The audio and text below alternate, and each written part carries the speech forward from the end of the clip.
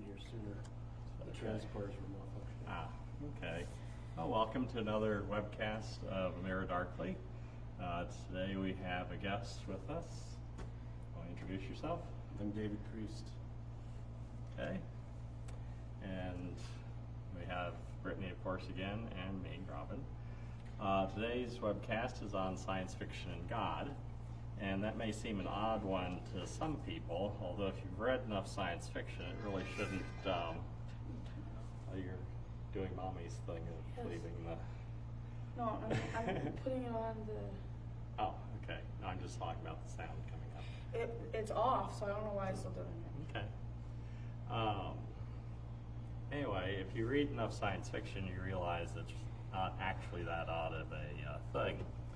For instance, you could pick several different books to choose from, but one that, since I've just recently reread it, the sequel to Rendezvous with Rama by Arthur C. Clarke was called Rama Ii, and that was written by Arthur C. Clarke and Gentry Lee. It came out in 1989. And you have one passage in the story where General O'Toole, who is one of the people leading the expedition to the second appearance of an alien spacecraft inside the solar system, and he gets an audience with the Pope. And his question for the Pope was whether or not, how did redemption work then? Was it something that was unique to Earth, or had Jesus gone to all the other sentient creatures in the universe and also died for their sins? And so it was an interesting discussion, and it's interesting to see something like that brought up in just a normal sort of novel. It's not the type of thing that you probably see a lot of outside of science fiction. And you do have multiple examples of science fiction books that deal with theological topics, same thing with movies. Can you think of any that come to mind, or do you read much science fiction? Read? No, I don't read much. Do you watch science fiction? I watch science fiction. Hey, did you like Star Trek? Did you watch Deep Space Nine? Yep. Remember the first episode? I Putting do. you on the spot. Yeah. Well, they find the wormhole aliens. Uh-huh. They pretend to be gods. Yeah. Now, what's interesting about that first episode, of course, is this is when Cisco first finds out about them. Okay.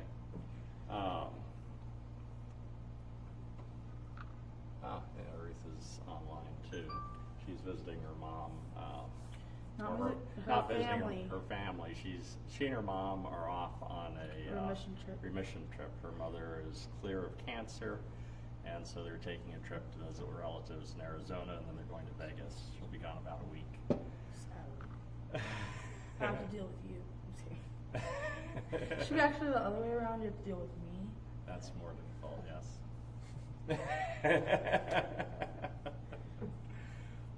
Mom's probably going to say that too. Yes. But then she has to deal with me when you're gone. That's true, because I'll be going away for 5 days to visit my mom in Ohio, which probably won't have a whole lot of impact on anybody that's watching this. But anyway, Cisco meets the wormhole creatures, and one of the things that they keep doing to him is having him relive the most uncomfortable experience in his life, which is when his wife was killed. Remember that part? And what's interesting about why is it the wormhole creatures are doing that? Do you remember? No. Okay, the wormhole creatures are not time-bound entities. That is, they don't live They're not linear. And Cisco, after going through this experience over and over again, finally asked them, why do you keep making me go through this again? And their response to him is, well, this is where you live. Because that was kind of focused in his life all the time since his wife had died. But it also illustrates the difference between linear time, which is what we experience, versus what it might be like from God's perspective. Right. Is I think from a theological standpoint, it's one of the best fictional portrayals of the difference between us as time-bound creatures versus God, who is not going to be time-bound because he created the universe. Augustine points out that to speak in terms of before creation is a nonsensical sort of question, or to ask about it, because time came into existence at the same time the universe did. And so there is no really a before. And even from a physics standpoint, it's not really useful to think in terms of before the Big Bang for the same reason, because time came into existence at that moment and does not exist prior to that. Except you can't speak in terms of prior to see how hard it is for us as non-linear, as linear creatures to speak about something as bizarre as that.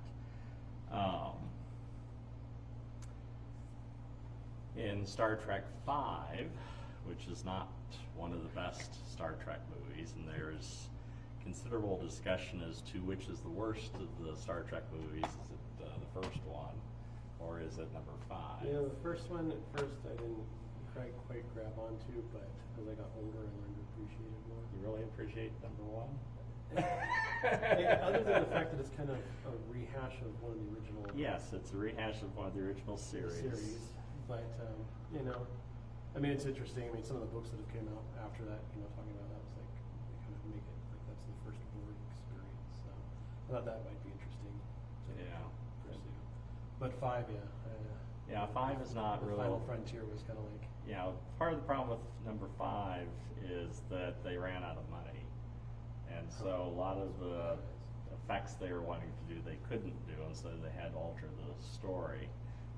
There are, yes. I have no idea what you guys are talking about. You don't? You need to be more nerdy. Yes, you need to watch more Star Trek with me. Nah, I'm You good. should be watching Star Trek Discovery. Mommy and I are binging the first season right now. I'm good. You sure? I have work to do on my computer. Yeah, we're on episode. The We second just season's finished. even better. Like Yeah, it's- that's what I've heard. So, but we finally broke down and got CBS All Access. Yeah, that's So, There you go. so this It's week, CBS?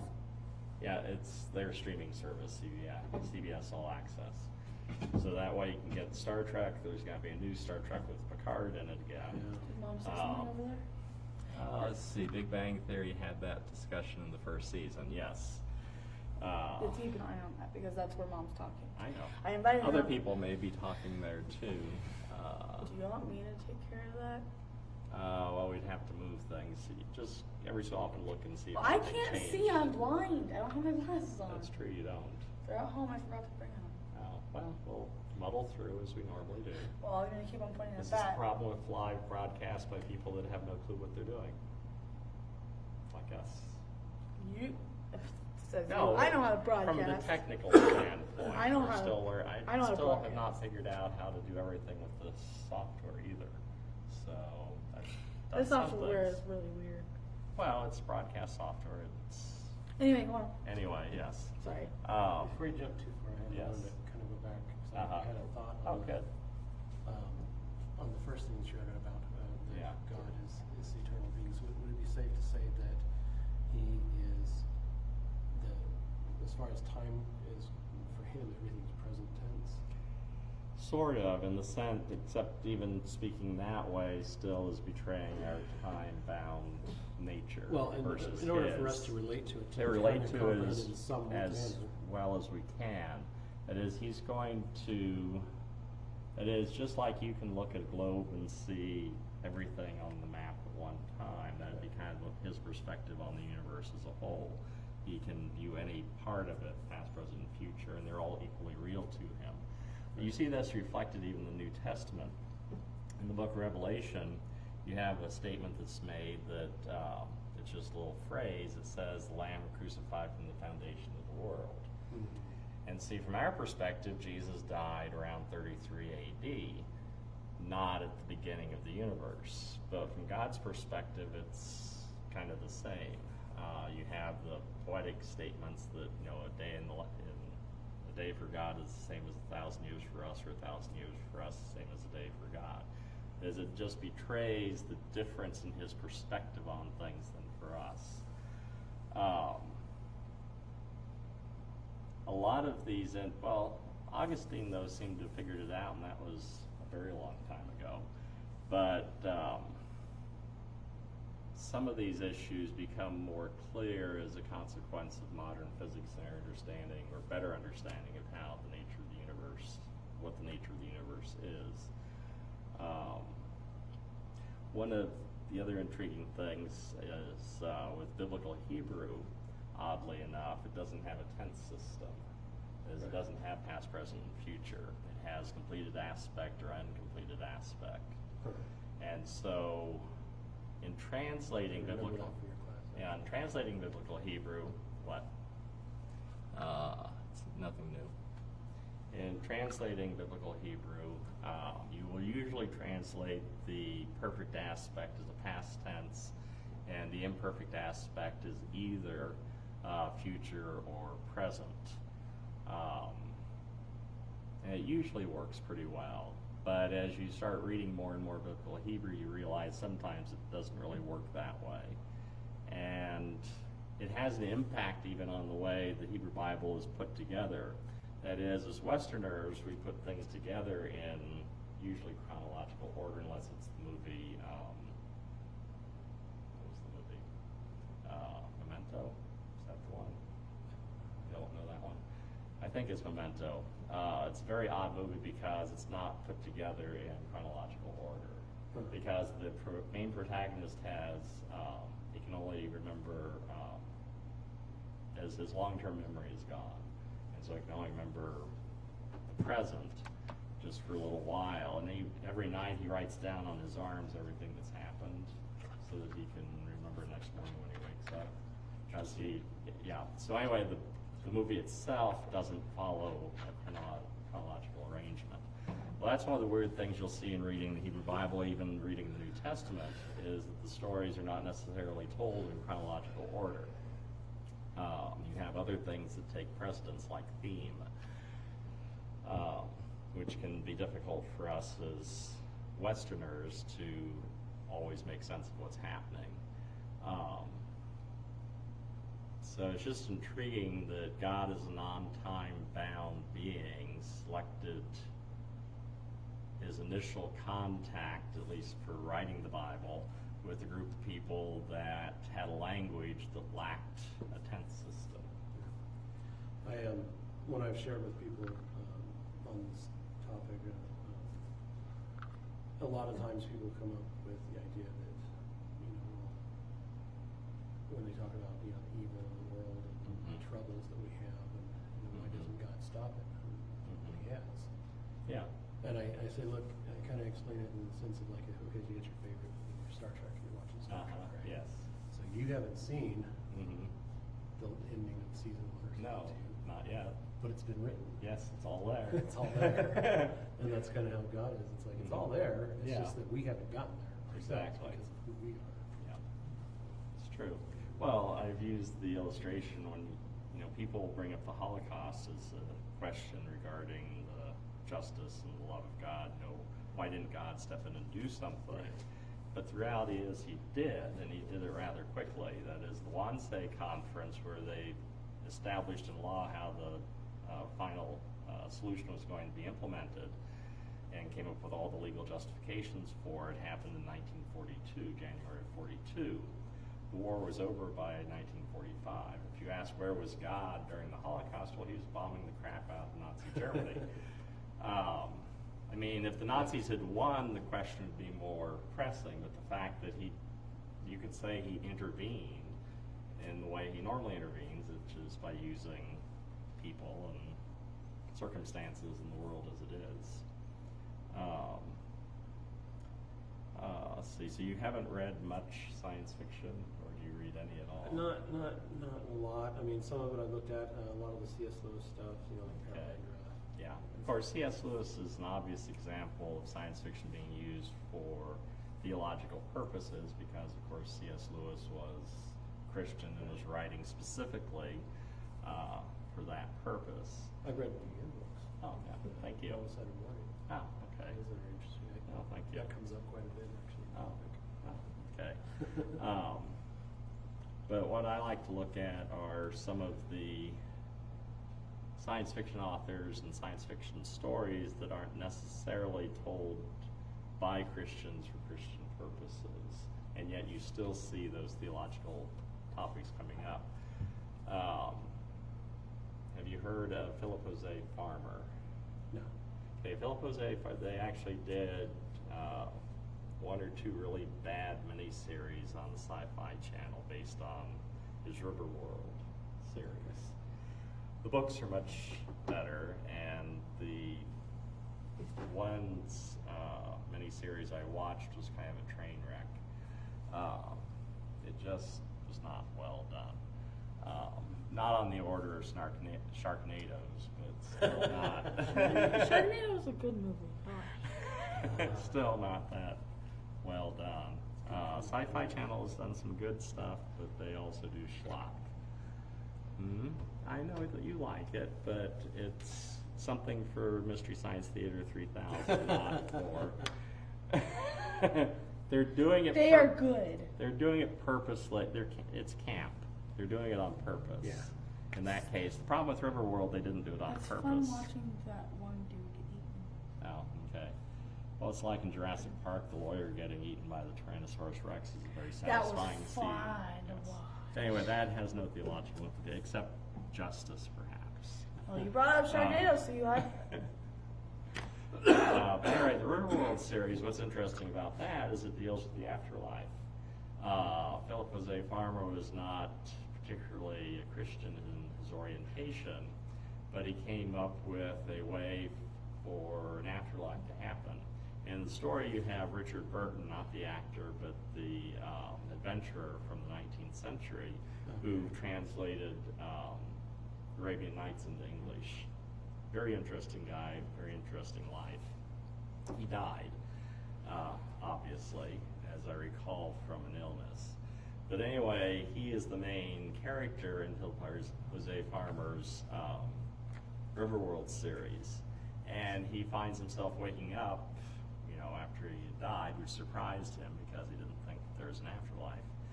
And he awakens with a bunch of people from several different eras in Earth's history, as well as what claims to be an alien that happened to have been killed at some point in Richard Burton's future when he was visiting Earth. That's going slower than my phone. It always is. Well, this one's more it's.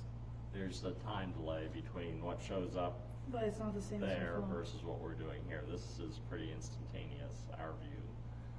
No, I mean my phone. It's not. Good aspect of the Yes, linear time. Because this has to go out, goes to Facebook, goes out, it takes a while, a few seconds. I haven't actually timed the delay. Well, you don't need to. Well, it's a nerdy thing to do, to figure out precisely how long that sort of thing is. But anyway, the story is Richard Burton trying to figure out where in the world he is and what in the world has happened, because it's not heaven in any traditional sense. Nobody knows why they're there, what's going on. And he also comes to discover, not on purpose, that if you die, quote unquote, in Riverworld, you come back again, but in a different place in Riverworld. And so that adds to it. He uses that sometimes, he'll do it on purpose to get from one place to another, or to get out of a bad situation and that sort of thing. Anyway, death is not permanent there. So anyway, it's just an interesting, again, science fiction way of trying to deal with an afterlife. It turns out that aliens have installed this thing in the earth that makes this happen. It is when you die, your ka, as he calls it, is saved and then resurrected on this planet, which is called Riverworld. And it's a series of books.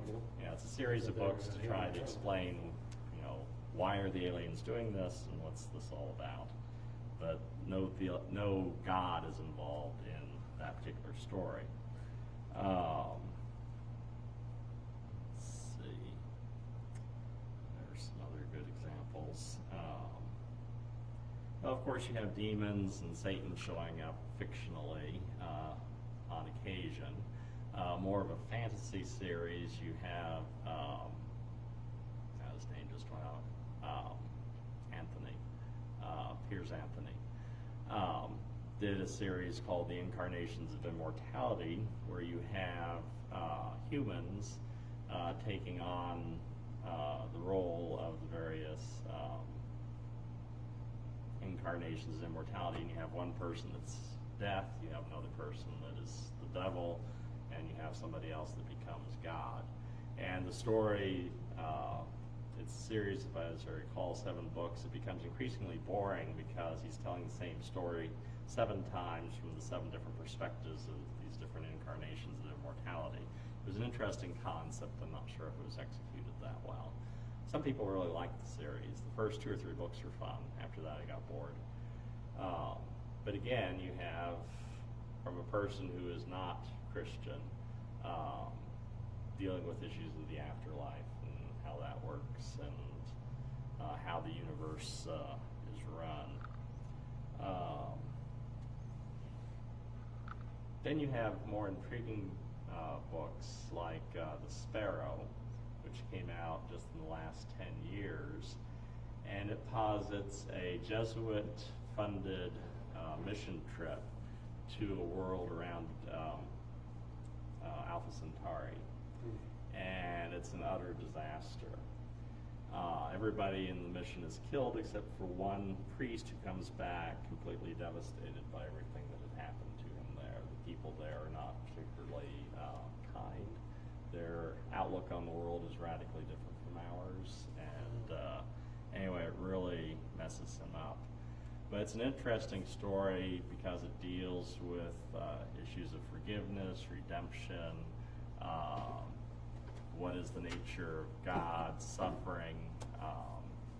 If God loves us and cares about us, then why do bad things happen to good people? In this case, the Jesuits that were trying to share the gospel with these aliens, and all went to hell in a handbasket. You have classics like Canticle for Leibowitz. I think they may have made a movie of that, I'm not sure. They did do I'm not sure if they made a movie of that.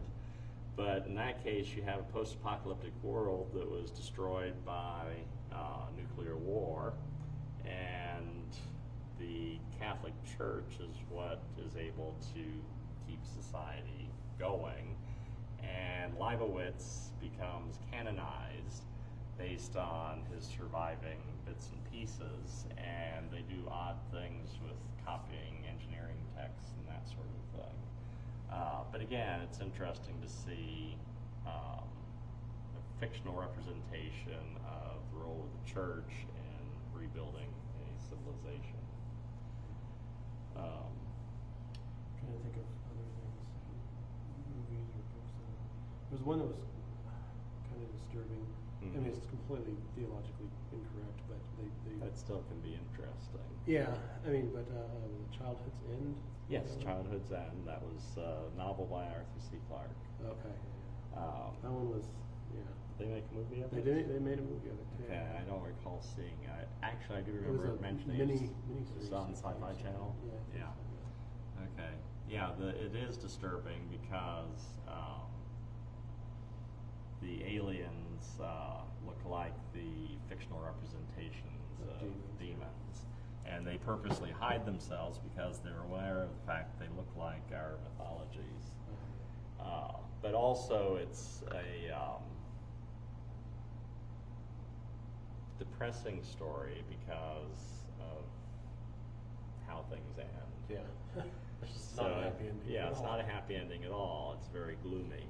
I'm not a big fan of stories that end badly. For instance, I did not like the movie, what was the title of it? It's a Spielberg film about a little boy who is an android, and he tries to find his mother, and then of course at the end of the whole thing he dies. I didn't think that was the best way to end the I film. remember the movie, but I can't think of what it's called. I can't remember the title of it now, went out of my head. But yes, that would not be the way I would choose to. That is, you could have had an alternate more happy ending, and it would still have worked. So I'm not sure why they chose that particular ending. I think that was a mistake. The movie might have done better, and the box office had a different ending. Because otherwise, it was pretty well done. The childhood's end, one of the things that I see as a recurring thing in a lot of books or movies, when it comes to dealing with God type things, is they basically made this, like the universe has this central brain or whatever, and that's their representation of God. It's like Right. it's the one that controls and dictates everything, and they don't understand it, but they just follow it. But again, it's one of those things where God becomes impersonalized. Yes. And, there's no reason or rhyme to whatever's happening. Well, it's like the Force in Star Wars. We'll talk about that too, Yeah, that is, it's an impersonal thing. It's something that is manipulated. And that's realistically the way an awful lot of people think in terms of God, is someone to be manipulated. It's one of the fundamental, and Christians are guilty of this. That is, we imagine that if we can just find whatever secret it is, then we can make our lives turn out well. That is, if we pray more, read our Bible more, do this or that, listen to these seminars, then suddenly my life will be fine. I'll have all the money I need. My children will be obedient and not annoying. Thanks. You're welcome. And everything will work out wonderfully. And we approach God the same way we approach mowing our lawn. That is, we think, okay, if we put the right amount of gas in, pull the cord just right, we'll be able to mow our lawn. And that's what we think God should be, like a giant vending machine. Put in the right coins, and we'll get the soda that we want. And somebody did the meme once. The mistake that we make too often as human beings is that we love things and use people. We get those two things mixed up. Well, we tend to approach God as if He's the thing that we can use. That if we just check the right boxes, do the right things, then our lives will work out for us. Because that's the way life works usually. That is, we can manipulate our surroundings. Right. We can control our lives to a certain extent, or at least we imagine we can, although 2 earthquakes in 2 days remind you that you're really not that much in control. But one today. probably there's aftershocks. My wife felt one. Oh, I didn't get to feel one. didn't feel it. Yeah, I'm not surprised. Let's hope that yesterday's was the earthquake and is not another foreshock. Right, yeah, that's what my friend was saying. was- I'm like, aftershock. He goes, we're the precursor to the big one. Yes. Yeah, it could be. I was very like, Yeah, you were. I was hyperventilating when it happened. Yeah. You haven't been through enough of them. We've been through enough of them. It's kind of like he just, nothing's cracking or falling from the sky yet. So Yeah, it's just. it's gonna ride it My out. backyard has a little big crack in it now. Well, it has a crack in the 2 cracks. patio. But that's no big It's a deal. long, it went like that. Well, it's just a little skinny one that goes across Yeah. the portion. There's 2, I know. so. It's no big deal though. I'm out there a lot. When it so- opens up into a cavern, then you then can you- worry. Yeah, and fire starts coming out. Like in That's Ridgecrest trouble. where those like 5 fires started. Well, that's houses. Yeah, no, that's like And that's gas that's leaks. like, If you have an older water tank and glad our It's house over. didn't go on fire, otherwise I'd be mad. What you were saying, a lot of people, the way they perceive things, that we can manipulate God, and it's like, it's funny because the older we get, the more we understand it a little bit better, but still, Right. I'll find myself slipping back and, Mhm. when it says that His ways are not our ways, and then when we think that if we do, so when we're doing it like we think we're like He would be, and we're kind of like dictating how God should be, when it's Right. It's never. Somebody said it's never the way of our choosing. And that's the truth. It's like you can, as a man plans his ways, but God guides his steps. Yes, right? that's right, from Proverbs chapter 16. So, and it's one of those things that you're right. And people are like, well, we're just not praying enough. We're not going to church enough. Or, and it's like that may be. That may be, but that has nothing to It has do with nothing to it. do with it, yeah. It is, what we do does not change how God is going to perform or behave. Which would be, That's what we'd like. That's what we'd like, because then we're in control. You see that with Job's friends. It is Job is pointing out to his friends that good things happen to bad people, bad things happen to good people, and you can't predict. And one of Job's friends in chapter 8, I believe it is, says, well, you're undermining piety. Because for a lot of people, the reason that you are being good is because you're hoping God will reward you. Right. And so what Job is saying, it doesn't work, that's off the table. And so it just freaks him out, because as human beings, you want to be in control. Right. And when it comes to salvation, people are like that too. They think that they can earn their way to heaven. It's like just good enough, but you can never be good enough. You can never be good enough. It has nothing to do with your behavior. It has everything to do with what Jesus did on the cross. How you act has no bearing whatsoever on it whatsoever. You're saved entirely by grace alone, by faith alone, by Christ alone. It's not through our efforts.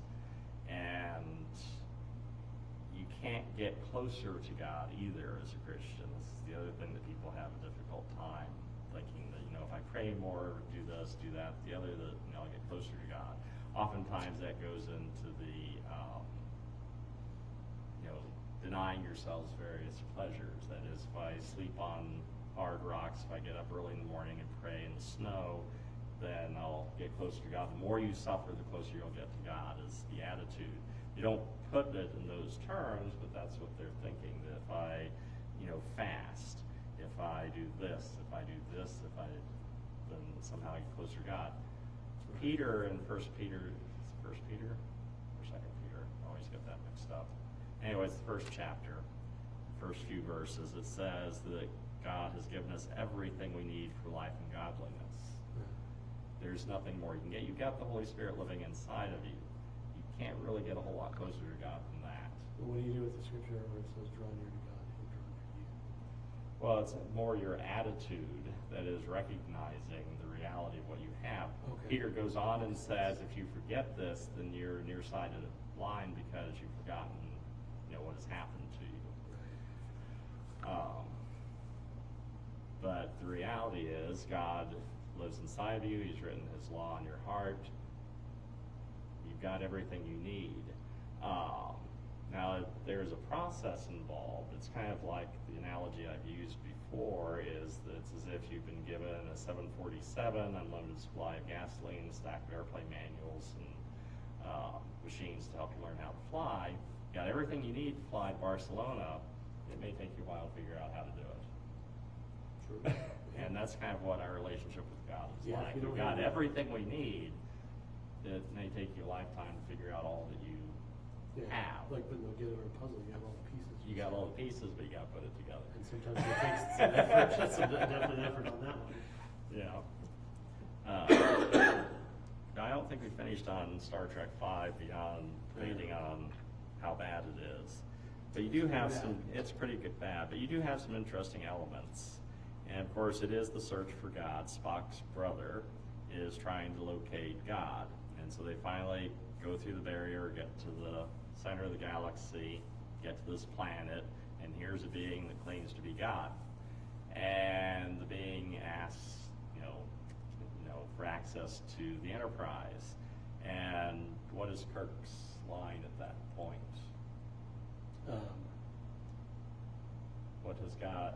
What need has God of the starship? Right, yeah, he's like, why does God need a starship? Don't you know? Yeah, well, why does God need a starship? Yeah.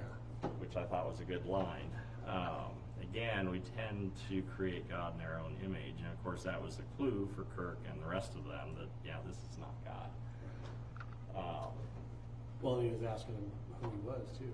Who are you approaching? He's like, you don't know who I am? I mean, aren't you him? Shouldn't you know this? Yes.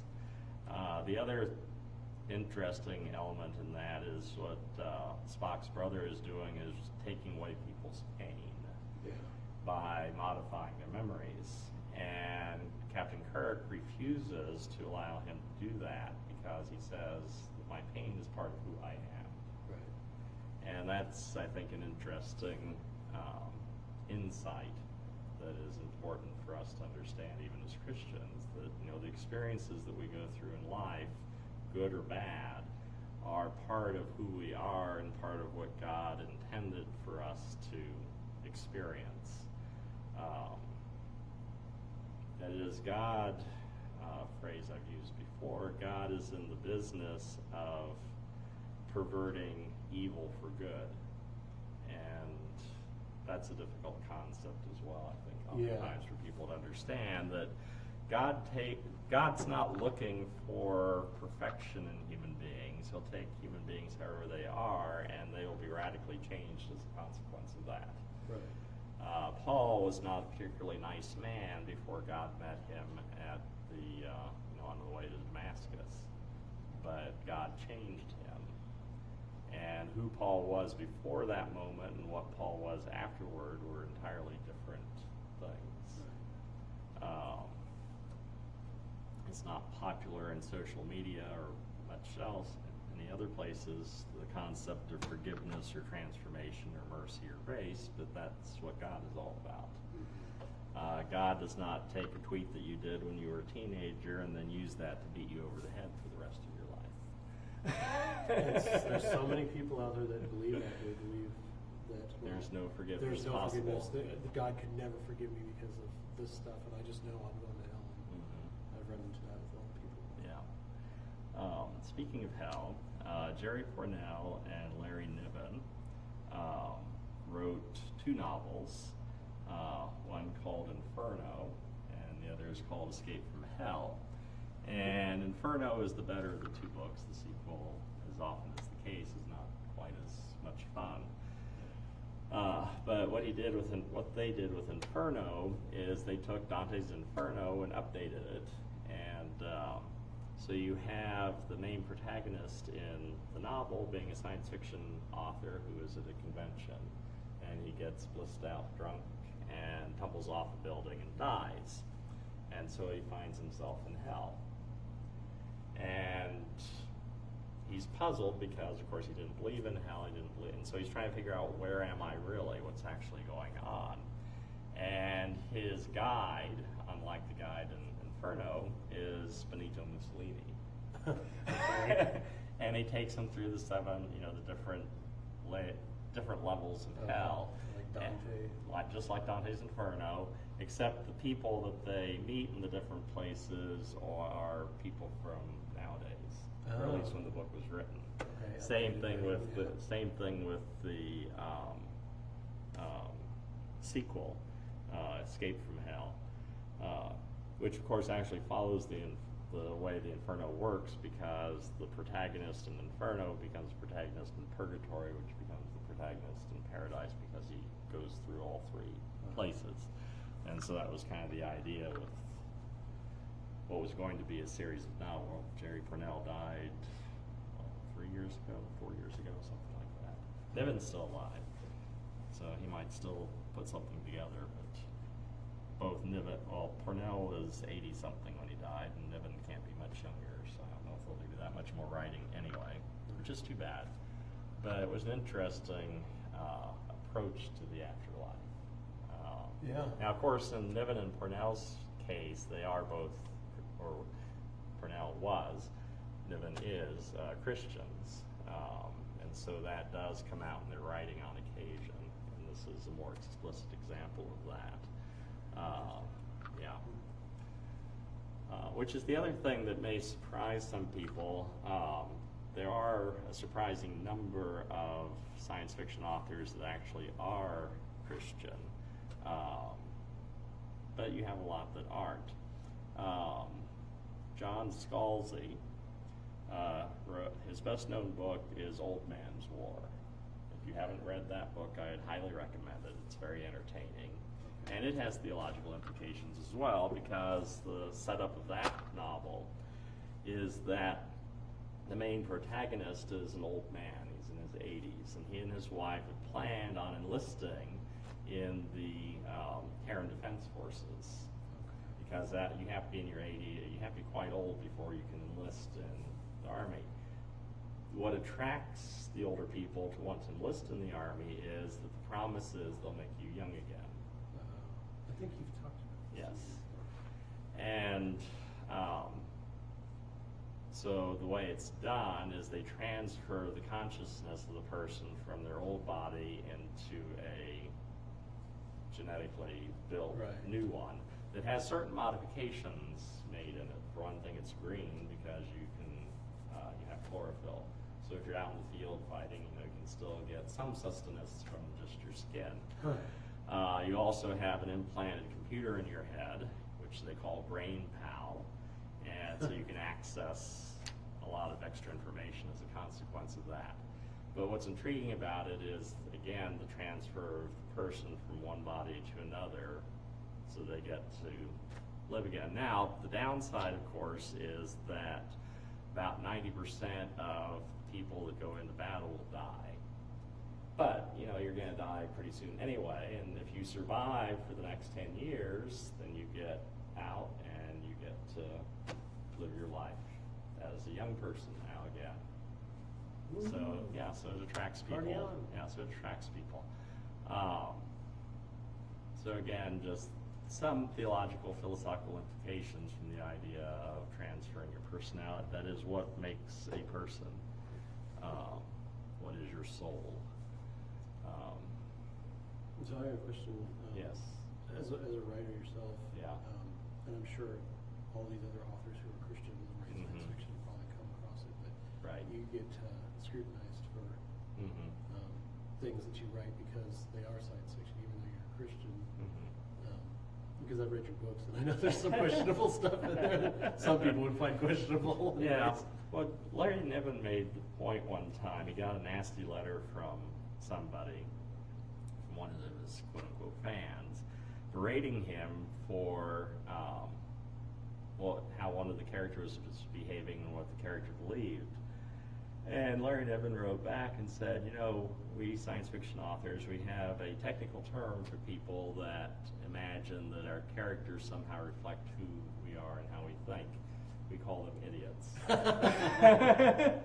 And it's like if you were watching someone, if you're watching an actor on screen who's playing a bad guy, do you really seriously imagine that this actor has the same attitude, beliefs, and everything of the character that he is portraying?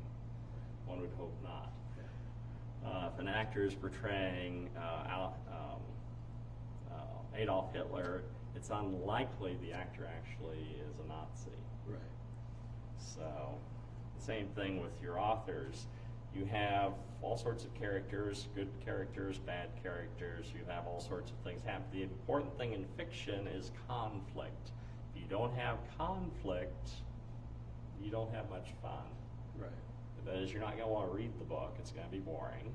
And the other thing that will happen too is you'll have transformation that occurs. That is, you'll have characters that will develop and change over time based on what they're going through.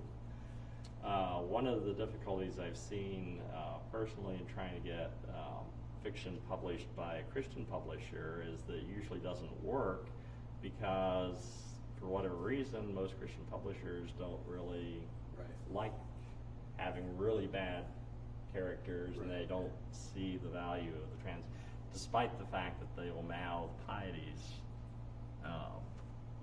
otherwise. Science fiction has never done well for Christian publishing, and the primary reason for that is that those of us who like to read science fiction like to read good science fiction, and what has been put out by Christian publishers cannot be classified as good science fiction, usually can't even be classified as good fiction. Probably the only person that I really have read that I did enjoy, and it wasn't necessarily science fiction, more of it was like a fantasy fairy tale, was Peretti's books. I like some. You like some of those? I like some of those. Yeah. They're okay. I would disagree with his portrayal of how demons and Satan function. But yeah, well, he comes from a very Hollywood type. Yeah. I mean, the pictures, the imagery and all that. The imagery and all that. But like that, yeah. I mean, from a fictional standpoint, the stories work pretty well. I would agree. It's one of the better done of the Christian fiction. I mean, there are some good Christian fiction that gets out there, but so much of it is bad. I actually met the agent that found Peretti at a writers' conference. But anyway, that's beside the point.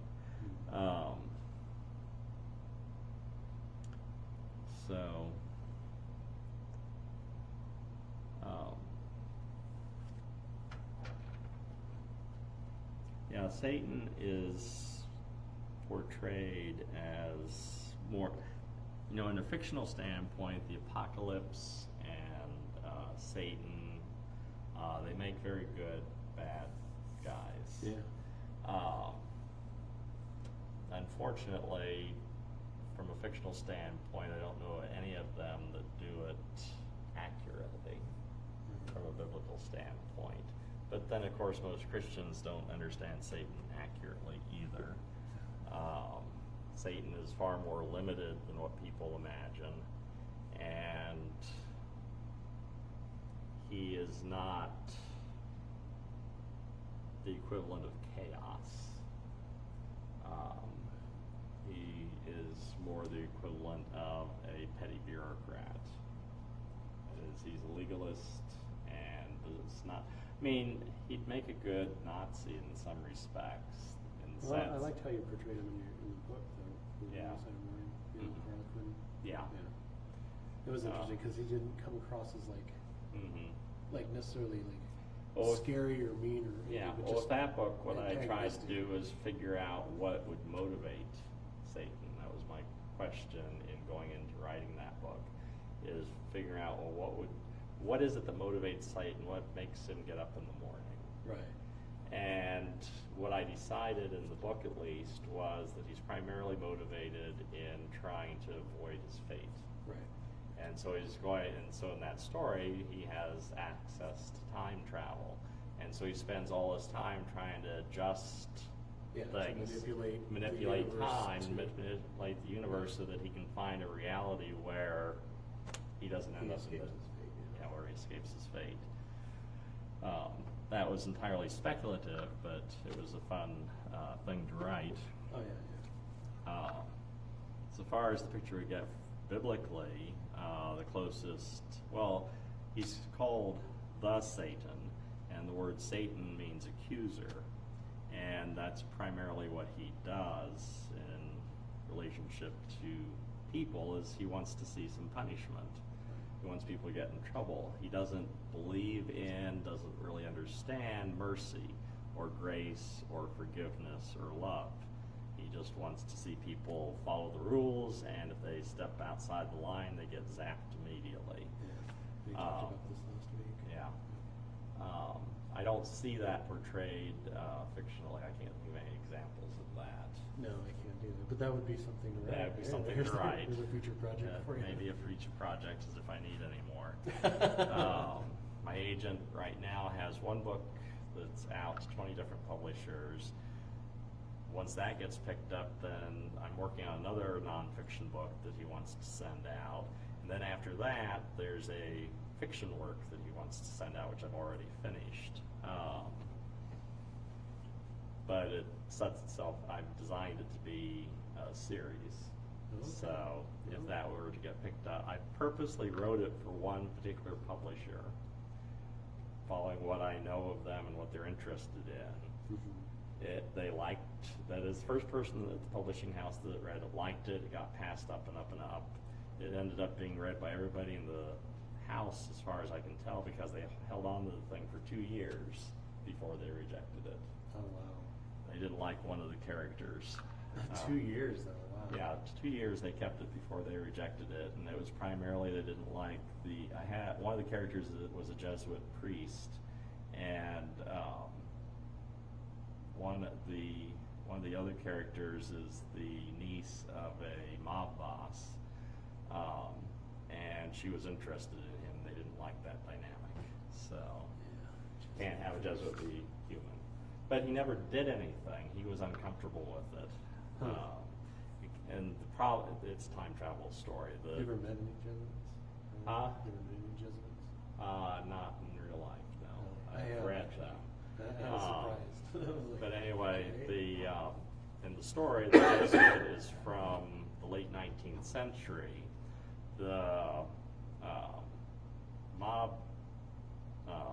the daughter, is from the 1920s, and in one of their travels, they go into later in the 21st century and find out that the church has decided the priests can marry.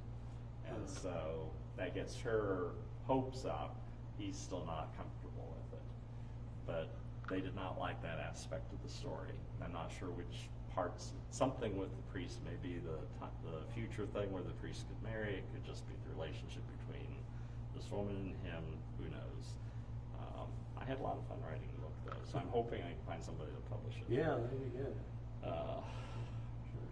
So anyway, are we on time? We got 5 minutes. 5 minutes. Yep, it goes quick. We can just use the time machine. We can go back and extend. And do it over and over and over again. I have a whole list of various. Get in a time loop.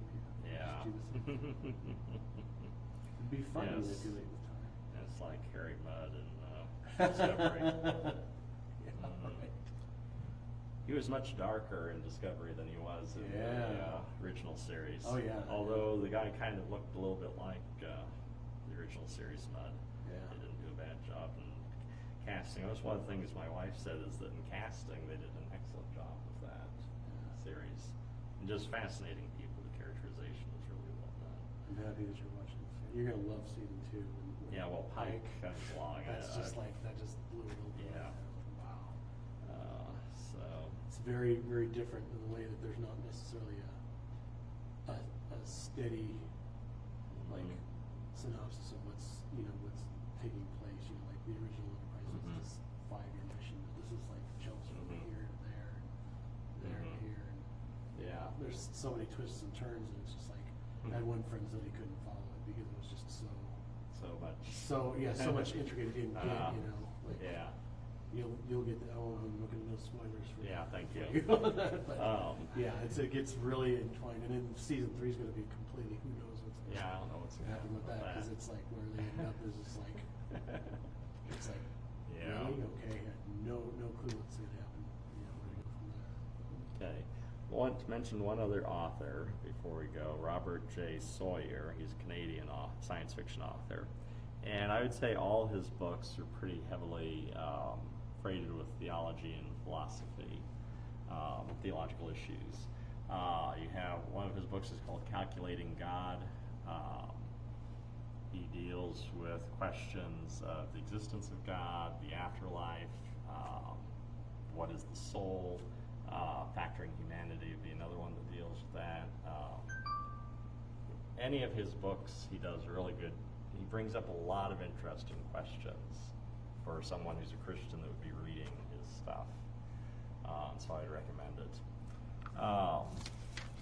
Since we're almost out of time, I'll go ahead and give the commercial, if I can find where Ruth is hidden. Oh, here it is. Script. Mirror Darkly and Broadlit Inquiry is brought to you by Quartz School of Theology. You can find us online at theology.edu. Classes are offered online as well as here at in our facilities, although right now we're on summer break until beginning of August. Classes are mostly free.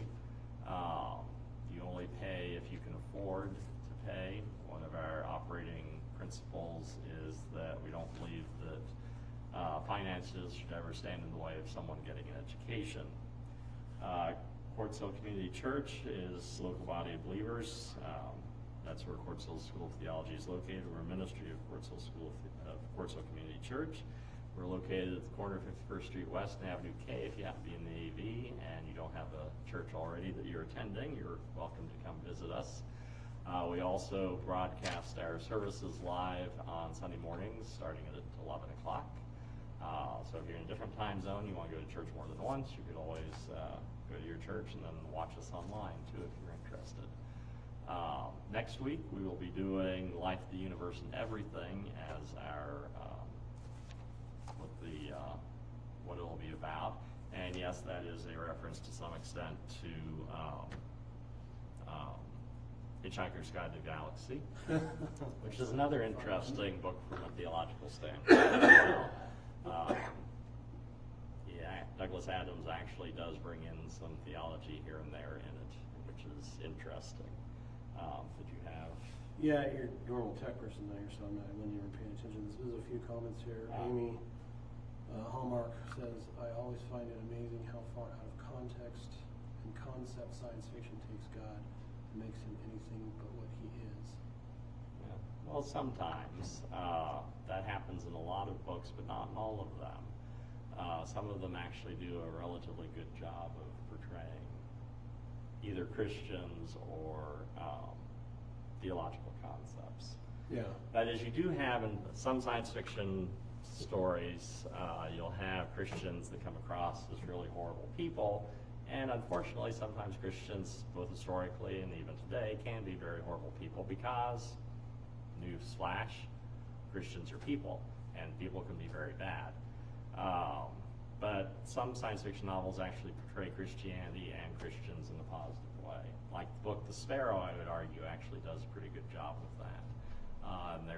And actually, like I would say, Robert J Sawyer in his novels actually does a pretty good job as well. And Becky Hoyle says, God is merely a reflection of him and the worst parts of him as usual. Not sure which one she's referring to.